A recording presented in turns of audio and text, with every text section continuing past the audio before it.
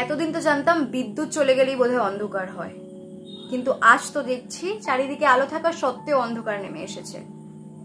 যে মোমবাতি জ্বালানো শিখেছিলাম ভগবানকে অর্পণ করার জন্য, আজ সেই মোমবাতি নিয়ে সকলে পথে ছুটে চলেছে সমাজকে আধার মুক্ত করতে। এটা ভারতবর্ষের ৭৮তম স্বাধীনতা দিবস। আচ্ছা বলো তো, সত্যি কি আমরা স্বাধীন?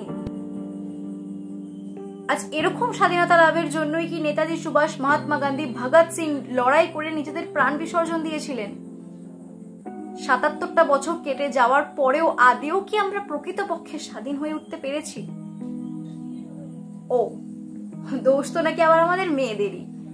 আমরা রাত ৮টার পরে রাস্তায় বেরোলে আমাদের চরিত্র খারাপ, আমাদের পোশাক আশাকের কারণে ওই সমস্ত কিছু মানুষরূপী নরপিশাচেরা উত্তেজিত হয়ে ওঠে। আচ্ছা এটাই যদি সত্যি হয়ে থাকে তাহলে বলো তো কি দোষ ছিল ওই ৬ মাস বয়সী শিশু কন্যাটির, আর কি বা অন্যায় করেছিল ওই ৮০ বয়স্কা মহিলাটি? সমস্যা আমাদের পোশাক আশাক বা আমাদের রাস্তায় বেরোনোতে নয়, আমাদের মেয়েদের নয়, প্রবলেমটা ওই সমস্ত কিছু মানুষরূপী নরখাদকদের মস্তিষ্কের। যেই মুহূর্তে ৮ দিন বয়সী থেকে ৮০ বছরের ঊর্ধ্বে মহিলারা আমরা যেখানে সেখানে যখন তখন মাথা উঁচু করে বিনা ভয়ে চলে ফিরে বেড়াতে পারবো, এমনকি নিজেদের কর্মস্থলীর ৪ দেওয়ালের ভেতরে সুরক্ষিত হিসেবে নিজেদের কাজ সম্পন্ন করতে পারবো, সেদিনই আমরা প্রকৃতপক্ষে স্বাধীনতা লাভ করব। আর সেটা তখনই সম্ভব হবে যেদিন ওই সমস্ত নরপিশাচদের মস্তিষ্কে স্বাধীন বিকাশ ঘটবে। জানি না এটা কতটা করা সম্ভব হবে। যেই দেশে নাকি ২ মাস পরে দেবীপক্ষের আহ্বান হবে, আর যেটার জন্য আমরা সবাই অধীর আগ্রহে বসে আছি। যেই দেশে মাতৃরূপে দেবীকে আমরা পুজো করে থাকি, সেই দেশে প্রতি সেকেন্ডে প্রতিনিয়ত মাতৃরূপী কারোর মা, কারোর বোন, কারোর দিদি, কারোর স্ত্রী, কারোর জন্য সবকিছু তাদের ধর্ষিত হতে হচ্ছে। সত্যি আমি সেই দেশের নাগরিক হিসেবে লজ্জিত।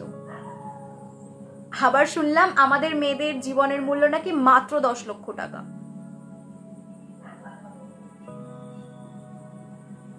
ধিক্কার জানাই সমাজের শাসন ব্যবস্থাকে। ধর্ষণ কোনো অ্যাক্সিডেন্ট নয় যেটার জন্য জরিমানা হিসেবে টাকা দেওয়া হবে। এটা একটা অপরাধ, যেই অপরাধের শাস্তি ফাঁসিটাকেও মানা সম্ভব নয়।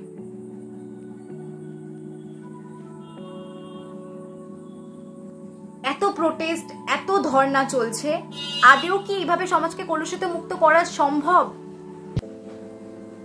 তাহলে নির্ভয়া কাণ্ডের পরেও কিভাবে ওই সমস্ত নরপিশাচেরা এই কাণ্ড বিনা ভয়ে করে উঠতে পারল? জানি না। ৭৭টা বছর কেটে যাওয়ার পরেও ৭৮তম বছরে পা দিয়েও সো কল্ড স্বাধীন হয়েও আমরা আজ স্বাধীনতার লড়াইয়ে পথে নেমেছি। সবাই যখন আজ প্রোটেস্ট করছে, আমি তো ঘরে বসে থাকতে পারি না, জাস্ট টক অ্যাবাউট ইট। সকলকে বলছি, হয়তো বাইরের রাস্তা দিয়ে গাড়ি ঘোড়ার আওয়াজ হতে পারে, can't help it, so please excuse me for that.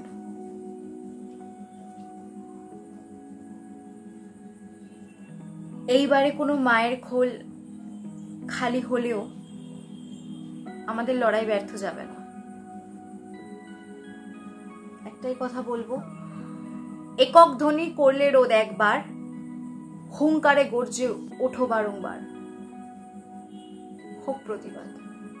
We want justice.